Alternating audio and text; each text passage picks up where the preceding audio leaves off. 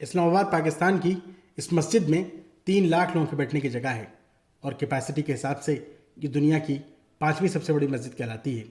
1986 में Saudi government के funding से $120 मिलियन की लागत से बनकर तैयार हुई इस मस्जिद का नाम उस वक्त के सऊदी किंग के नाम पर फैसल मॉस्क रखा गया। सऊदी अरब की तरफ से पाकिस्तान को ये पहला बड़ा गिफ्ट था। इसके बाद गिफ्ट्स की बारिश हो गई। 27,000 इस्लामिक स्कूल खोले गए, छोटी बड़ी हज़ारों मस्जिदें बनवाई गईं। इलेक्शन लड़ने के लिए पॉलिटिकल पार्टीज़ को फंडिंग दी गई। Trade, education, real estate, tourism, IT, mining और इंफ्रास्ट्रक्चर जैसे बड़े प्रोजेक्ट्स के लिए सऊदी अरेबिया ने पाकिस्तान को बिलियंस ऑफ डॉलर्स की फाइनेंशियल एड दिया। न्यूक्लियर टेस्ट के बाद जब पाकिस्तान पर इकोनॉमिक सैंक्शंस लगे तो सऊदी अरेबिया ने पाकिस्तान को 50,000 बैरल फ्री ऑयल देने का वादा किया। सन 2000 में फौज के तख्तापलट के बाद उस वक्त के प्रधानमंत्री नवाज शरीफ को गिरफ्तार करके सजाए मौत देने की तैयारी चल रही थी। तब सऊदी अरब ने दखल देकर उनको पाकिस्तानी जेल से निकलवाया और अपने शहर जद्दा में 7 साल तक पनाह दिया। अभी हाल में पाकिस्तान में आई भयंकर बाढ़ और बेहद ख़राब इकोनॉमिक कंडीशन से निपटने के लिए सऊदी अरब एक बार फिर पाकिस्तान को एक बड़ा फाइनेंशियल पैकेज देने की तैयारी कर रहा है। अब सवाल ये है कि इतनी मेहरबानी के पीछे आखिर वजह क्या है? तो जानकार इसकी कई वजह बताते हैं। सऊदी अरब जिस इलाके में है वहाँ के आसपास के मुल्कों में पॉलिटिकल अनस्टेबिलिटी यानी सियासी उठापटक और रिलीजियस फ्रेंजीनेस यानी धार्मिक उन्माद अपने चरम पर है। सऊदी अरेबिया की गिनती मुस्लिम मुल्कों में एक अमीर देश के रूप में होती है। अगर सिर्फ शाही परिवार की बात की जाए तो उनकी नेटवर्थ $1.5 ट्रिलियन से भी ज़्यादा है।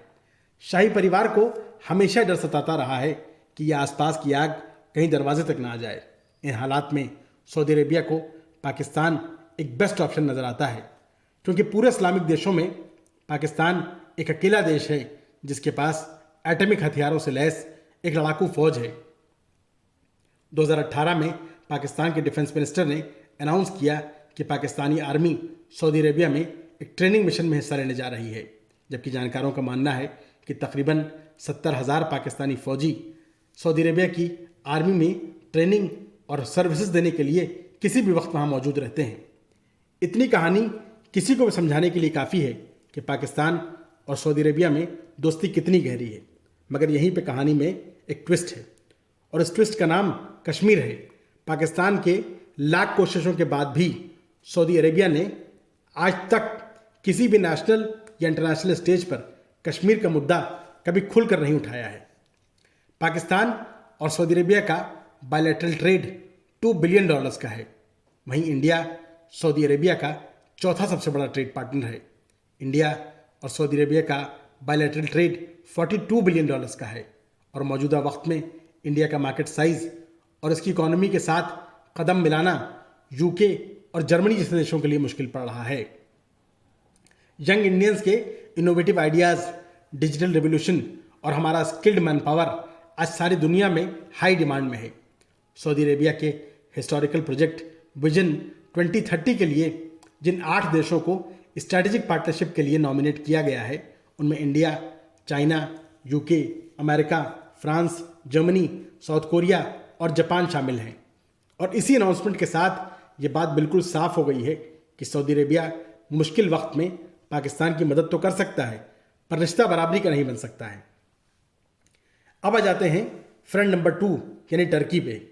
टर्की और पाकिस्तान के रिलेशन कितने पुराने हैं इसका अंदाज़ा आप इस बात से लगा सकते हैं कि 1948 में टर्की के कैपिटल अंकारा की एक रोड का नाम पाकिस्तान के फाउंडर मोहम्मद अली जिन्ना के नाम पर और इस्लामाबाद की एक रोड का नाम टर्की के progressive leader Mustafa Kemal Ataturk के नाम पर रख दिया गया था।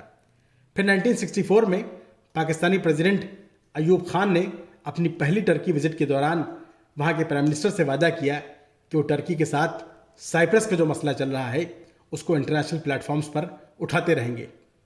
फिर 2005 में टर्की पाकिस्तान की मदद के लिए एक बार फिर आगे आया जब पाकिस्तान ऑक्यूपाइड कश्मीर मुजफ्फराबाद में एक भयंकर भूकंप से 80,000 लोग मारे गए थे।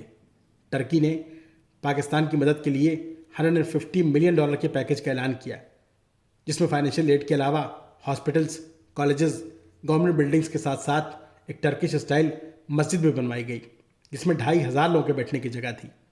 फिर 2009 में टर्किश प्रेसिडेंट ने खुद इस मस्जिद का इनॉग्रेशन किया और उसी साल प्रेसिडेंट अर्दोआन को पाकिस्तान के हाईएस्ट सिविलियन अवार्ड निशान पाकिस्तान से नवाजा गया।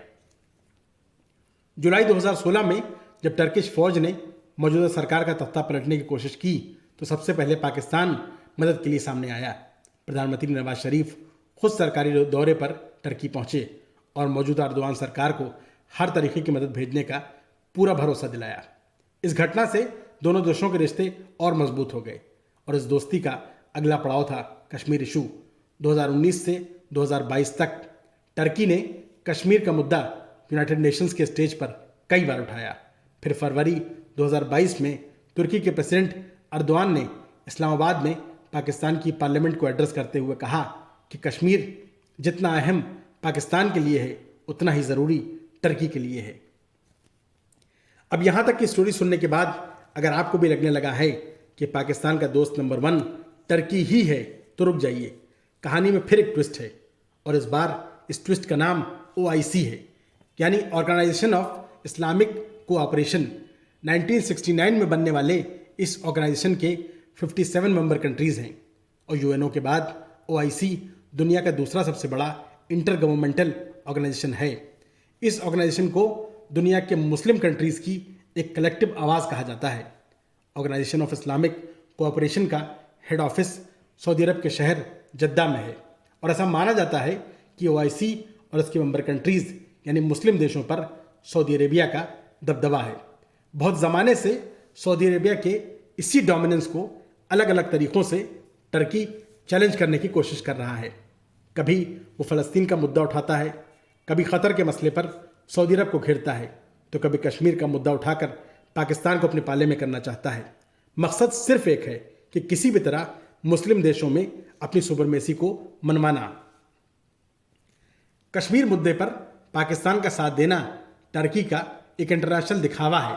ऐसा हम इसलिए कह रहे हैं क्योंकि दोस्ती की तमाम कोशिशें, कस्में, वादों के बाद भी पाकिस्तान और टर्की के बीच साल 2021-22 में टोटल बायलैटरल ट्रेड $883 मिलियन तक ही पहुंच पाया है।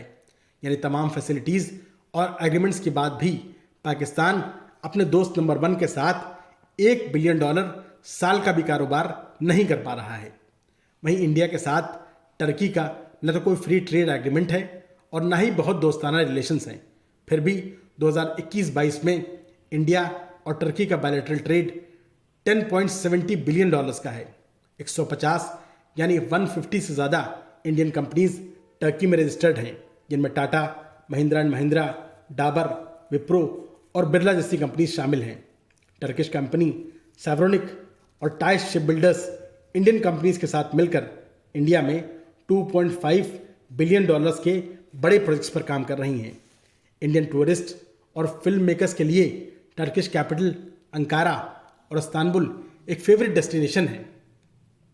2023 में टर्की 1 मिलियन इंडियन टूरिस्ट को वेलकम करने की तैयारी कर रहा है। अभी हाल में तुर्की में आए भयंकर भूकंप में भारत एक बार फिर तुर्की का बड़ा मददगार बनकर उभरा है। मोबाइल हॉस्पिटल्स, दवाएं, वेंटिलेटर्स और 250 लोगों की NDRF की टीम 6 हवाई जहाज़ों से टर्की पहुंचकर 24/7 राहत और बचाव के कामों में लगी हुई हैं। इंडिया ने इस रेस्क्यू मिशन को ऑपरेशन दोस्त का नाम दिया है। इंडिया में टर्की के एम्बेसडर फिरात सुनील ने भारत का शुक्रिया अदा करते हुए कहा है कि जो मुसीबत के वक्त काम आए वही सच्चा दोस्त है। हम दिल की गहराइयों से भारत का शुक्रिया अदा करते हैं। आपको क्या लगता है कि पाकिस्तान का दोस्त नंबर 1 कौन है? कमेंट करके ज़रूर बताइएगा। वीडियो पर बने रहने के लिए आपका बहुत बहुत धन्यवाद।